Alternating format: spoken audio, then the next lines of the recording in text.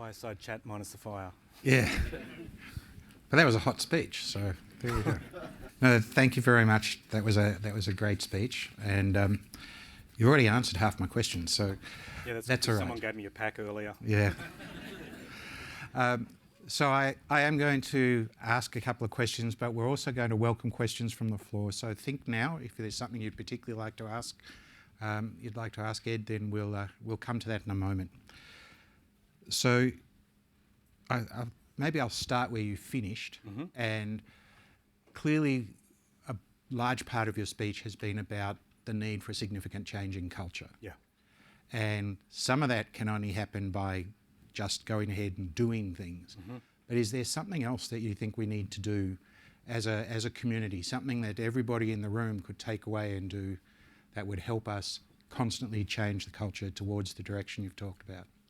I think we need to needle, we need to agitate, and we need to push this as a conversation that the country, it's right for us to have. And to have a lot more, if I can put it, recognition and celebration of our own smarts. You know, I don't think anyone who would watch that video earlier, I don't think a person could walk away from that and not, puff the chest up a bit and feel that pride for what people have been able to achieve at those points in time.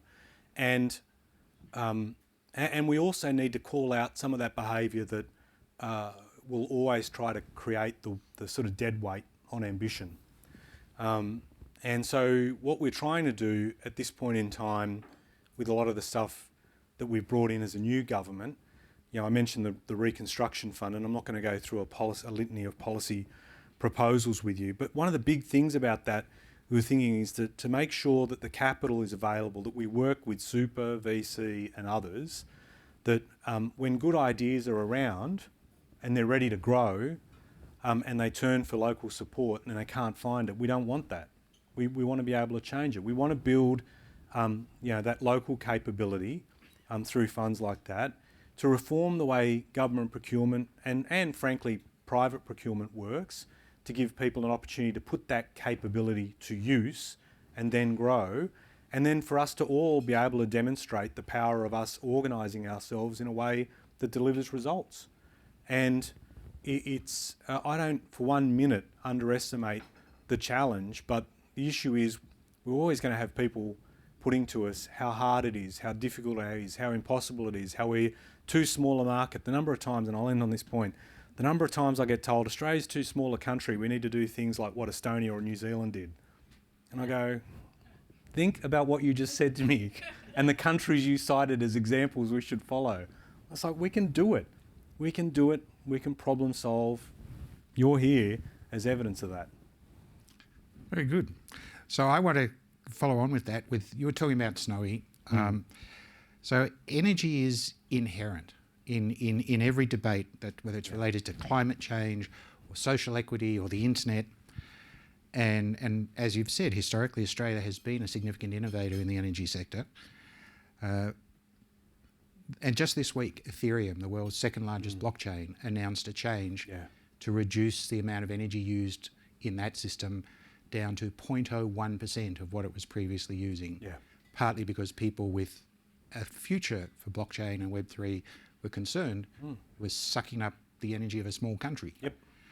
So we have these things, and Australia is uniquely well positioned to lead the development of the future of the energy, of what the energy system, the energy grid will look like.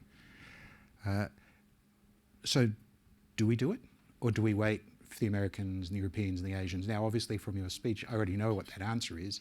So I guess really the you question... finish it off. I reckon you can bring it home. Bring it home, Jordan. The question is, where do we build that critical relationship? Where do we build that critical infrastructure that's going to make the next 100 years of energy on the planet built on something that Australia has imagined? There are a lot of people that are doing it right now, and I've seen them, or I'm dealing with them prior to becoming a minister, or even now. You look at the Sun Cable project, that huge effort to harness solar energy and to export it, to be able to meet the future of Darwin's energy needs and then export it out of the country. The Indonesians very interested in getting a slice of it, and the Singaporeans. And you see stuff like that right through to smaller firms like Star Scientific up on the central coast of New South Wales, working with hydrogen and looking at, potentially at, what they can do at scale in respect of hydrogen development. And firms here actively thinking about what they need to do with respect to future renewables technology.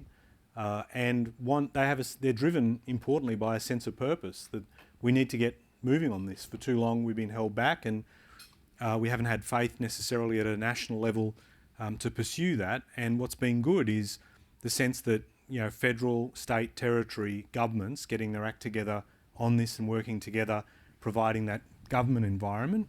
We've been playing catch up for way too long, and we've had a lot of people thinking about the development of technology that can make a difference, and they really want to. Mick Lubinskas, who runs that group Climate Salad, bringing together nearly 300 startups who are all working away in this space in terms of low emissions technology, reducing carbon footprint, and you mentioned Ethereum, and I know within the blockchain and crypto space that what they've done this week is they got ahead. They knew that this debate was going to catch up with them at some point, and they had to deal with it. And to their great credit, they did, knowing how much energy is used in that mining process.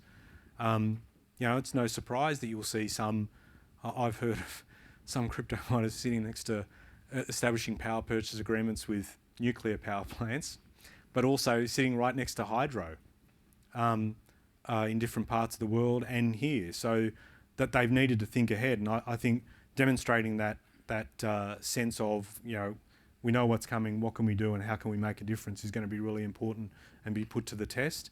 And renewables too, beside it being, for some people, they're driven by that sense of purpose, it makes good bloody sense. The CSIRO released its report recently, the Gen Cost report. It was, Beth will correct me if I'm wrong, from CSIRO here tonight, that said renewables, hands down, the cheapest, quickest way to scale up energy supply in this country. And when you see the evolution as well of some of the technology that's been around for a while, particularly in solar, from University of Sydney, that people there, and I've seen others as well, where they're developing new ways to roll out, to literally roll out solar film that can generate power at higher efficiencies, being backed up by the research effort being done in our university. So there's a huge amount we can work with. I somehow feel like your answer would have been shorter. Well, let me just take one more follow-on question Sure. from that. I guess it's sort of related. So you already in your oration you talked about social networks and invasive advertising, AI, crypto, gig work, all these other technologies and technology-enabled business models that challenge a lot of our closely held values around privacy, courtesy, safety, and equity. And certainly one of the greatest lessons of the 20th century with things like nuclear power is we need to think ahead of the consequences. So while we're forging ahead to get better quantum capability and to lead the world in that and to have better medical innovations and to have better power systems, we need to think a little bit about the consequences of what we're doing. Yeah. We don't want to be the Luddites, but we don't want to be the fool who looks without leaping. So how might you see we try and balance that need to champion the positive change while not forgetting the importance of doing no harm? So it's really that is a hard effort. I've never taken the view. I've never wanted to be dystopian or completely utopian about these things. Let's just get the balance right. And as I said before, I've never seen the pursuit of in respect of technological innovation as an act in itself, right? It's about what it does to improve the quality of life.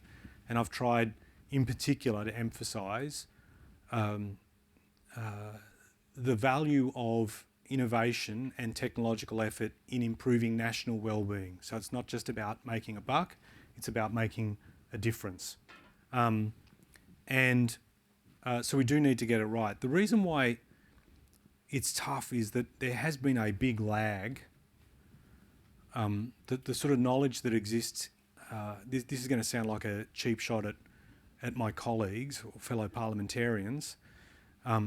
Fortunately, we'll just keep this to ourselves, right? Wink.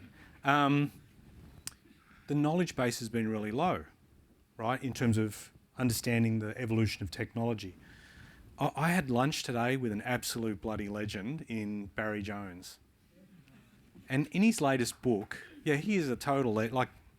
He said, he had this quote in his latest book that said, because he'd always been talking about issues that were coming. He was one of the first politicians to talk about climate change, for instance. And he said, if I had my time again, I'd talk about these issues 10 minutes before the community realised they were issues. Because he was walking in the wilderness for so long, right? And that's still a problem today in trying to get people to understand how technology can improve the quality of life. Now, the reason why it's a difficult thing is because the mind necessarily, in the way we are conditioned, gravitates to bad news. It always gravitates to the dark side of the debate. And so the challenge for us as parliamentarians and in government is to get the balance right. So we've just launched, for example, consultation around the list of critical technologies. And in doing so, we're saying, and it's grouped in about half a dozen or so different technologies, is to say these things can do a lot of good, but if we don't get it right, there's significant risk. And we need to get this balance done right and then coordinate it across government and the community. But again, I think we are making some headway given how pervasive technology has now become and the recognition that through the pandemic and the experience we had, that it sustained us in a number of ways. But it is a hard job, and I'd end on this point. I'd encourage you all, if you haven't already, I've been saying this in particular to groups like the Australian Computer Society, AIIA, to the Tech Council, to get them to talk to every single parliamentarian, because so many of the firms that are represented here and elsewhere have a presence in electorates all over the country, and to say to them, do you know there are more software developers and engineers than there are solicitors, hairdressers, and builders. We've got a lot out there, but it's underappreciated, and we need to build the recognition that what you are doing is driving economic value in such a significant way that we've got to get the frameworks right. Not be utopian, but not be dystopian. Just get that balance right. Well, and that's certainly the challenge. Balance. It is.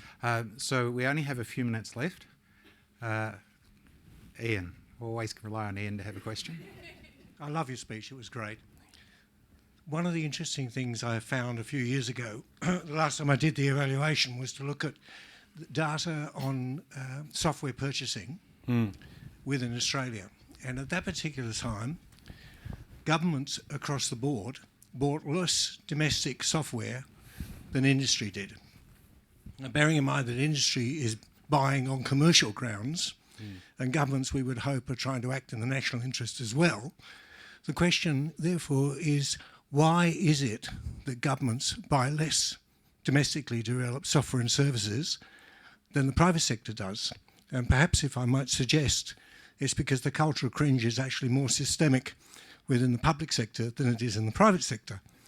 And so my suggestion to you for consideration would be to make watching that video compulsory for all members of the APS.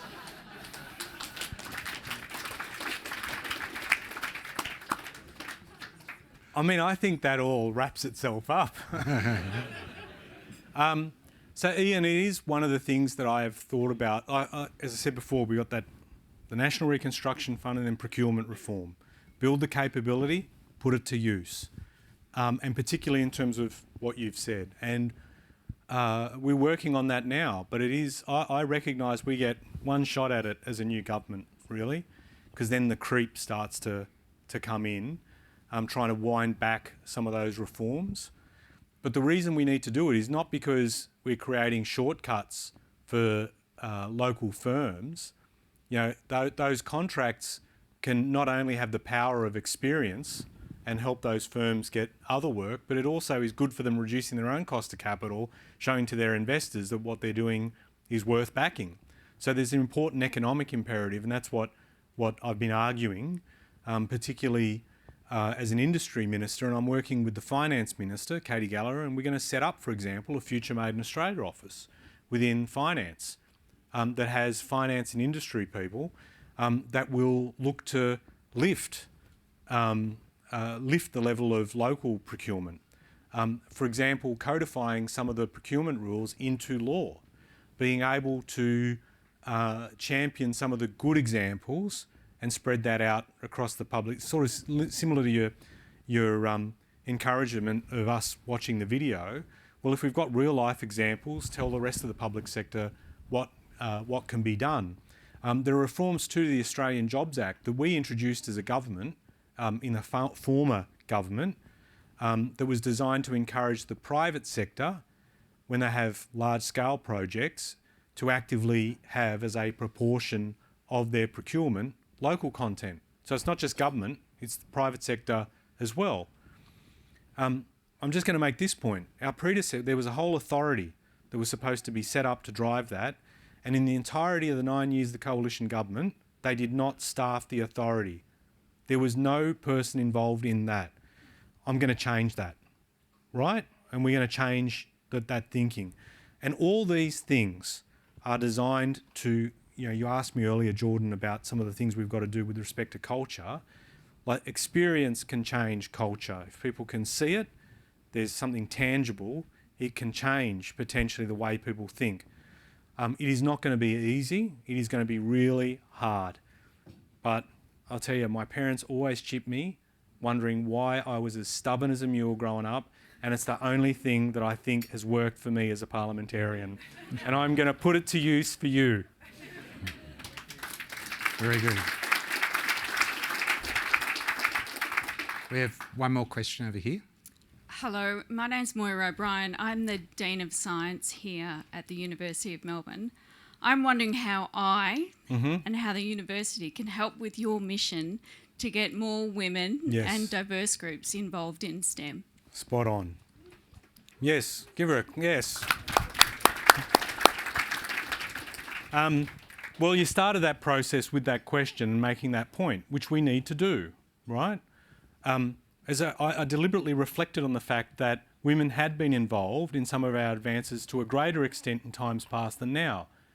And in coming into the portfolio, if I can say to you, I was surprised by the number within the industry department of these programs that existed, and we're still not, moving the needle at all. So it's why I called for a review into these programs to go, okay, if we're doing these things, what works? And can I just emphasise to you all, I was a bit partisan earlier in my comment, but it's driven by criticism of performance previously. But can I just say to you, I'm not coming in as a new minister and saying, well, just because the coalition had done something, I'm going to tear it up. If they're doing something that works, then we're going to keep doing it.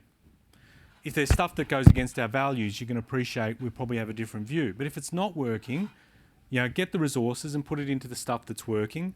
And the review that I recently announced into those programs is designed to look at what we can do better. But the other thing is too, we have such big skill shortages, and yet we still have groups of people that aren't being called up to contribute. So I've made the point. Why haven't we got more people from cultural and linguistic backgrounds involved? Why haven't we got people with a disability who can be involved? Why is it as well, and I think there's a broader issue as well that I'm going to focus on across the entire portfolio, and I mentioned this earlier in terms of First Nations people who developed a huge knowledge base and we don't recognise it or utilise it. So that'll be changed as well. But the number of First Nations people with a STEM qualification stands at 0.5%. We've got to do better. We've got to do way better than that. And the way I'm looking at it is there is a tangible, concrete reason for that, and that is the evidence increasingly shows, as you would well know, diverse workplaces are better performing ones, one. And two, we've got a big job to do as a country. We need everyone brought in. And if through this review as well, the other thing I'd like to do in closing my response to you it's not just the portfolio that I've been given the opportunity to lead that has these programs. It's across government. There are about 300 different programs. So if we can, what I'm hoping we can achieve too at the end of the review is to say, for the most successful programs, these are the critical features you must build in the design process. So that way we can spread it out across government, federal, state, local, whatever. So, and even business, to say, to have those design principles available so we can build better work. And maybe, who knows, maybe government can innovate. We can dream big, right? So I'm very keen for us to do that. But I think it's a national priority. It makes good sense. And it's basically, we are not going to shut the door on people that want to be involved. We are going to find pathways to involve them. Yeah. Very good. So we're going to take one last question, and at the risk of being cheeky, could we try for a shorter answer? I like you, Jordan. You're optimistic. That's the only way to be. Okay, I'll do it. No. Okay. Hi. So, Hey. as a researcher, I don't think about national as much as like international collaboration. So it seems like you're suggesting we should think big, but at the end of the day, we want to say that was made in Australia.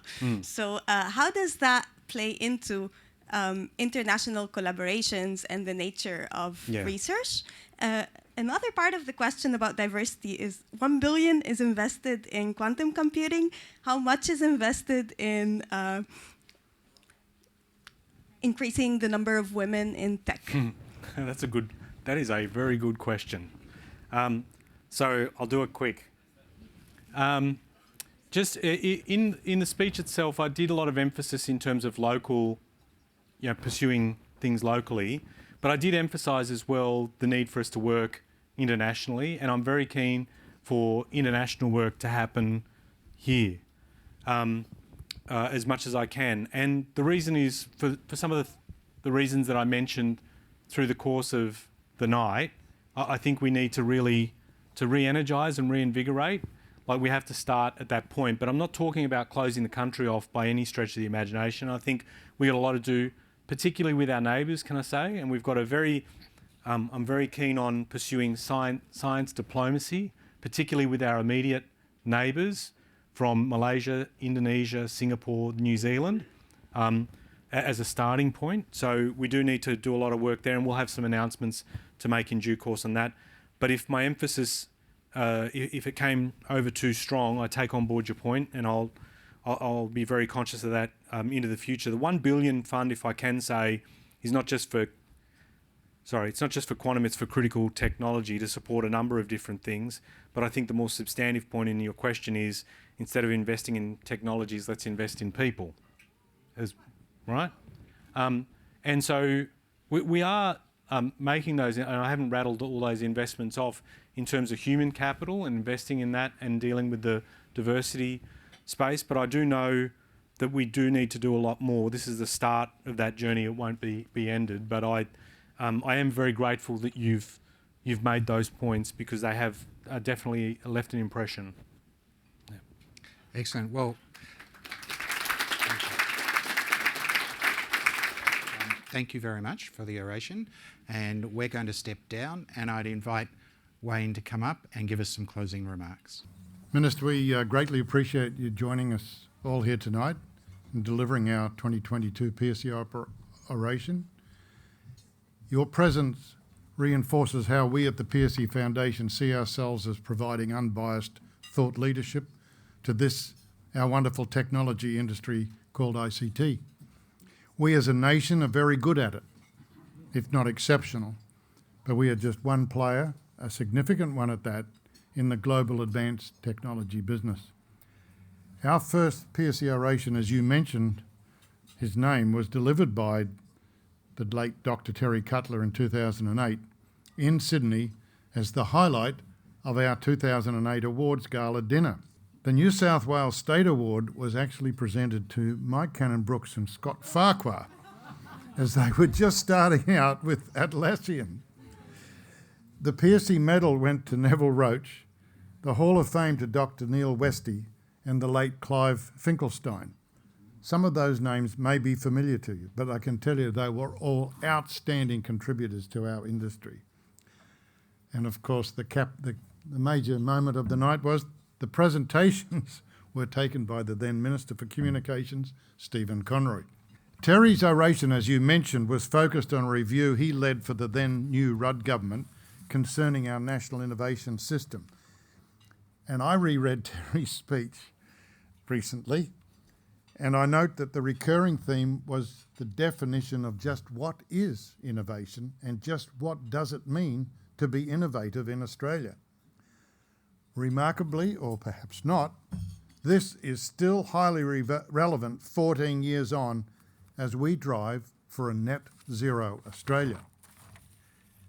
And I just would like to mention, Minister, in this room, there's a group of very specialised individuals from this particular institution driving an organisation called Net Zero Australia, NZA, led by the head of the Melbourne Climate Institute, and a lot of colleagues that are gainfully employed on that, and they recently released a report, and if you haven't seen it, I'll make sure you get a copy. So there will be significant opportunities for innovation arising at the intersection of the enormous challenges associated with this ambitious goal of Net Zero Australia and the necessary exploitation of the technology enablers that will facilitate the achievement of this national objective. This effort needs to be undertaken while sustaining our incredibly powerful economy. Yes, there are many unknowns ahead. Climate change challenges that have yet to be identified, challenges associated with our ageing population, and how does our sovereign capability and national resilience all remain assured during the next 30 years. It's asking a lot of ourselves. So now is the time to be bold and run measured risks to achieve this net zero goal as soon as possible. Now it is time to overlook our differences and actively pursue collaboration on as many of the diverse goals we prioritise locally, statewide and nationally. Now is the time we need to reimagine a successful future in which we all participate in its creation. To this end, the Pearcey Foundation will be working with industry partners to announce plans before year end for a 2023 Australia 4.0 roundtable. Just like the Pearcey Foundation, the ACS and AII did 7 years ago with Australia 3.0. This effort must be collaborative, wherein the industry steps up and debates the key priorities for Australia to reach net zero by 2050. We hope Australia 4.0 will describe what role the ICT sector can and must play in mapping a way forward, embracing the very best and the very latest technologies to see us achieve our net zero goal.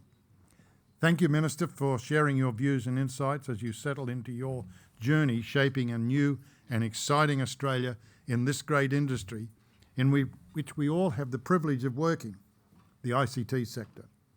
Our vote of thanks is extended to you and your team, and we hope to have the opportunity of hearing from you again in the not too distant future. Thank you.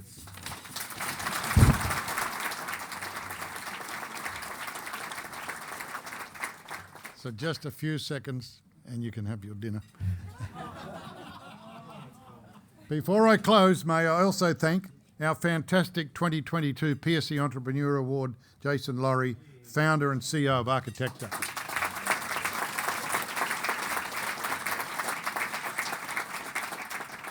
Kathy Coulter for her long career here in Victoria supporting our sector and her work in promoting the Digital Innovation Festival since 2016. And to the Victorian Government, who in many different ways have supported our foundation over many years. To my fellow Pearcey Board members, Kelly Hutchinson, Jordan Green and Simon Foster, who is sitting just here. Thank you to Melbourne Connect, who have supported us here tonight in this wonderful new facility. the Churchill Club, an allied Melbourne-based ICT thought leadership networking organisation who we work closely with, and all of you, our friends of Pearcey, who sustain us in our endeavours to promote the ICT industry to Australia and Australians. And last but not least, may I once again thank our major sponsor, Xero Limited, and their CEO, Joe Lyons. Thank you. So, eat up and enjoy yourself. Thank you.